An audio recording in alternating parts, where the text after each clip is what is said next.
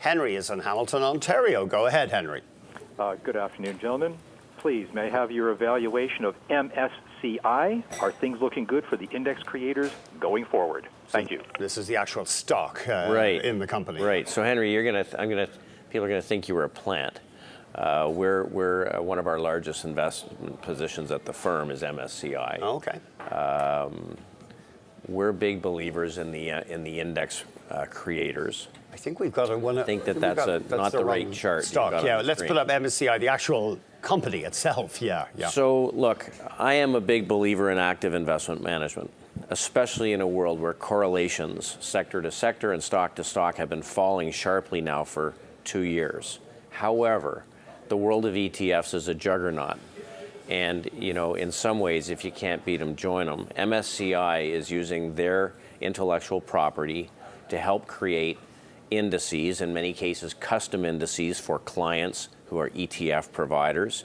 And in effect, they get paid a royalty for having done that. So they put their brand on all kinds of different indices. And in a world where ETFs are exploding, there's all kinds of opportunity for them.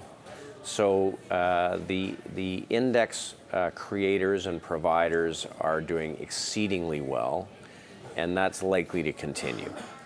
So I'm a buyer of the stock. I'd buy it right here. I do think that things that are market related will benefit, again, in this next leg up in the market. Mm-hmm. So it's pretty hard to argue. I'd be a buyer. Okay. We've got Mark calling from Vaughan, Ontario. Go ahead, Mark. Thank you for taking my call. David, my question is on FMC. Earnings going forward are trading at around 12 times earnings.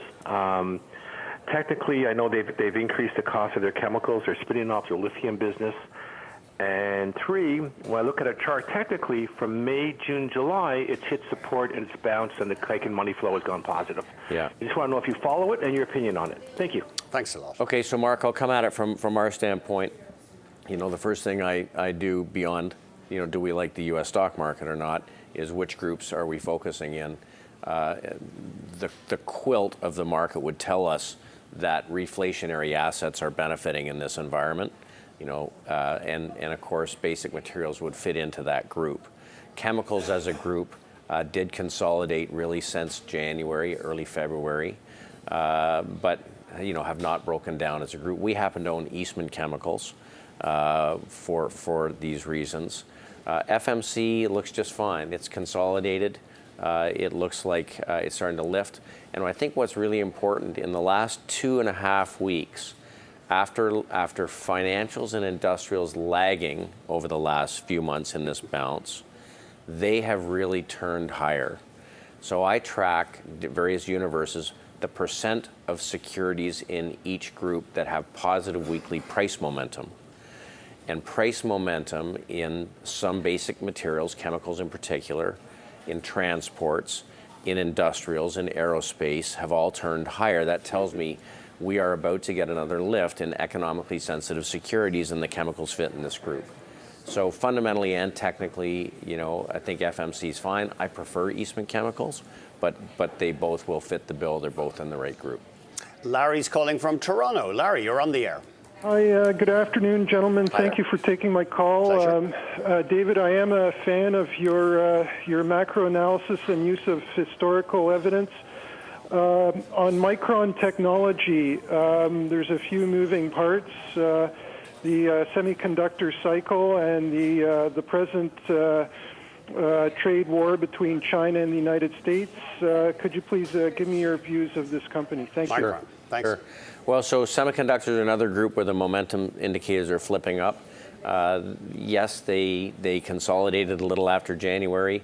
The semis as a group have not taken out the highs yet. Micron, from a relative strength standpoint, is trading stronger than 92% of the S&P stocks so far this year.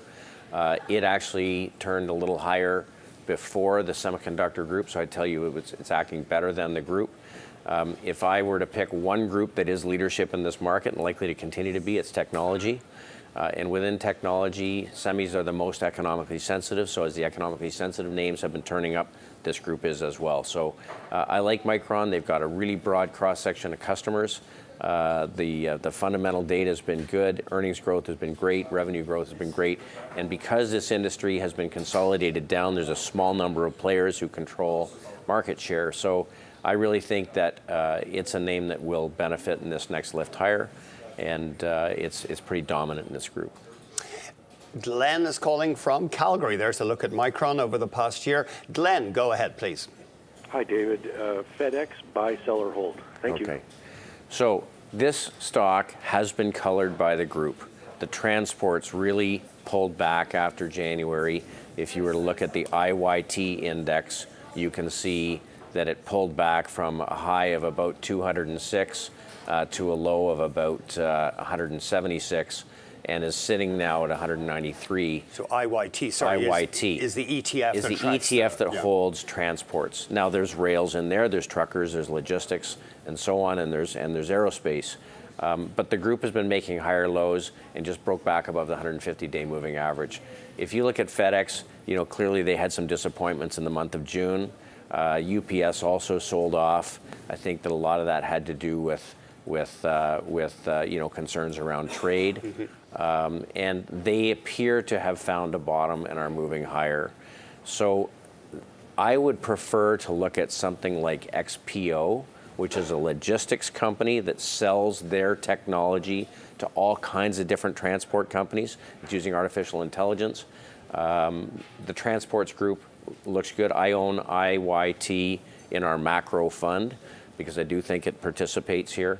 I'd like to see FedEx and UPS get a little bit more behind them. It does look like they've bottomed in the near term, but I'd like to see a little more upside first. Stay tuned. Past picks are coming up next. David had two winners for you, including a pop of nearly 20% on a home builder. We'll be right back.